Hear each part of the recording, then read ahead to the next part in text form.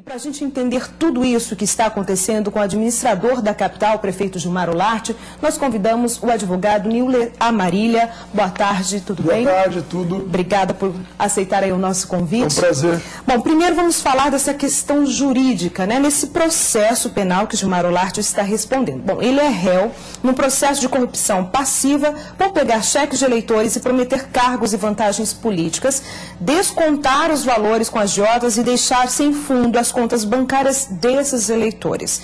Qual a punição prevista pelo Código Penal para este tipo de crime de corrupção passiva?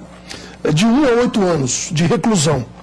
Naturalmente que o juiz, ou no caso específico dele, o tribunal, quando julgar, se condenar, vai aplicar a pena específica para aquele caso.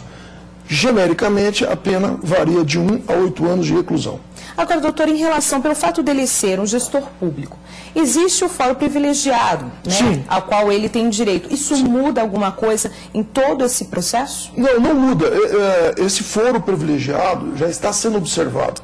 Tanto é que quem recebeu a denúncia foi o Tribunal de Justiça. Qualquer outra pessoa teria a denúncia formulada por um promotor, denúncia criminal, e recebida ou não por um juiz de primeiro grau. Como se trata de um prefeito, o foro competente, e por isso se fala que é privilegiado, é o Tribunal de Justiça. A gente viu na reportagem que o advogado falou que vai entrar com recurso, então é um trâmite bastante demorado tudo isso, né? Sem dúvida, sem dúvida. Até porque, pelo que eu li na imprensa, o prefeito está sendo acusado de 2 crimes: corrupção passiva e lavagem de dinheiro. O crime de lavagem de dinheiro tem uma pena prevista de 3 a 10 anos. Então, este processo, ele só chega ao fim com o trânsito em julgado de uma decisão depois de esgotados todos os trâmites recursais. Daí cabe recurso ainda ao STJ ou ao STF, de modo que não se tem a previsão de se julgar isso brevemente. É possível até que a gente entre já o ano que vem, ano de eleição, ainda com essa discussão? Eu creio que isso vai demorar em torno de 4, 5, 6 anos ou até mais. Até porque o recebimento da denúncia, é preciso que todos saibam, seja contra um prefeito, seja contra qualquer um, não implica pré-condenação. Implica apenas que há indícios, elementos, para que o processo criminal comece. Agora o prefeito é réu, agora ele vai fazer a sua defesa. Por ele ser réu, existe aí alguma lei que prevê que ele tenha de ser afastado da administração de Campo Grande? Não. Quem poderia afastá-lo seria o Tribunal de Justiça, e só o tribunal, quando recebeu a denúncia, mas não o afastou. Então a Câmara, por este motivo, não pode afastá-lo. Não existe previsão constitucional disso. No Brasil, é preciso esclarecer, vigora o princípio da presunção da inocência. Todos somos presumidos inocentes até que haja condenação. Então, não há motivo nenhum para se afastar o prefeito se o tribunal entendeu que não havia. Porque o tribunal ele só encaminhou para a Câmara de Vereadores esse documento informando que o prefeito era réu. Só isso. O tribunal cumpriu o seu dever. Encaminhou à Câmara o acórdão, que é o nome que se dá ao julgamento do tribunal, dizendo que recebeu a denúncia e doravante o prefeito é réu. Agora o prefeito, e mais os outros que com ele estão, salvo engano, denunciados, começará a se defender. Ele não é culpado de absolutamente nada com relação a esse processo, até que haja uma decisão, se houver, condenando-o.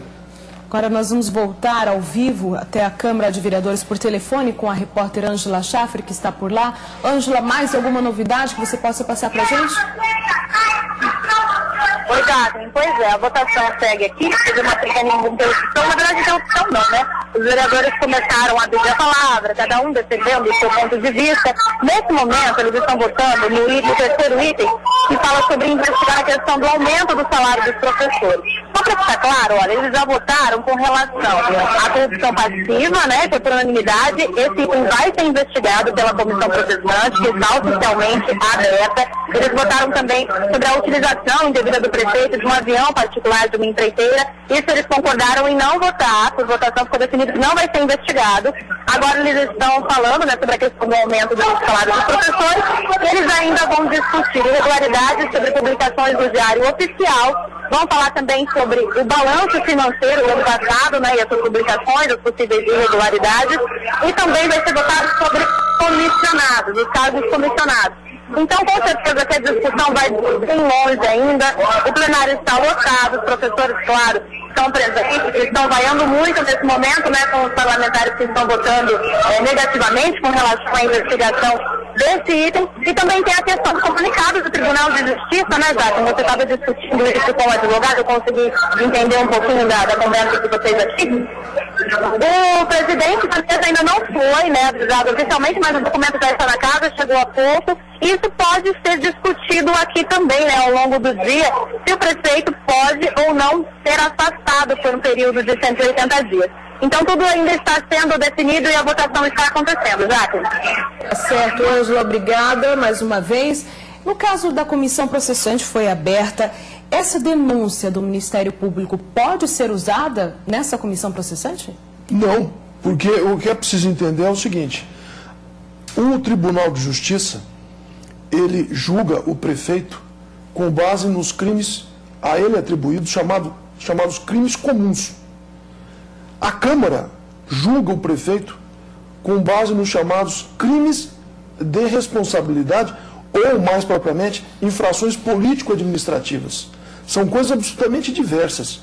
Então, eu ouvi dizer que a Câmara pretende agora, por causa de uma denúncia, investigar uma possível quebra de decoro do prefeito pelo fato da denúncia ter recebido.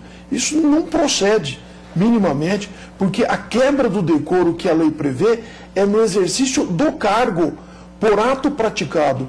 Seria o mesmo que dizer que desde logo só por alguém ser processado já é culpado. E essa prática aconteceu quando ele ainda era vice, não era prefeito. Exatamente, e fora do exercício do cargo. O que se atribui a ele não foi no exercício do cargo, de qualquer cargo público, foi no âmbito de sua esfera privada. Por isso que se diz que o crime é comum. O afastamento do prefeito, eu quero aproveitar, ou mesmo de qualquer servidor enquanto responde a um processo, é uma exceção e só deve ser admitido para que a pessoa no exercício do cargo não frustre, não impeça a apuração dos fatos. Agora, se esses fatos já ocorreram e já cessaram antes do prefeito assumir o cargo, não há a mínima razão para que ele dele seja afastado. O senhor acredita, então, que não vai acontecer esse afastamento? Não pode acontecer. Se houver, é uma medida que será arbitrária e deverá ser imediatamente corrigida pelo Judiciário. Agora, e se eles comprovarem que toda essa movimentação, porque isso tudo começou depois da cassação do ex-prefeito Alcides Bernal, e se for comprovado isso, né, Comprovado o quê? Os fatos atribuídos ao prefeito? Exatamente. O prefeito, obviamente que se houver comprovação, e se a justiça entender que não há qualquer fato que possa extinguir a punibilidade, o prefeito será condenado, será punido.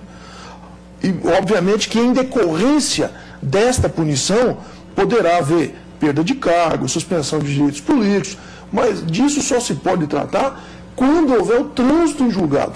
Ninguém no país pode ser previamente considerado culpado ou condenado. Previamente porque antes do trânsito em julgado, antes de que não caiba mais nenhum recurso contra a decisão. Isso cabe a mim, cabe a você, cabe ao prefeito. O senhor acha que diante de tudo isso que está acontecendo agora, há possibilidades do ex-prefeito Alcides Bernal voltar ao cargo, desde que ele também está aí com o processo em trâmite para esse possível retorno? Olha, me parece que uma coisa não tem nada a ver com outra.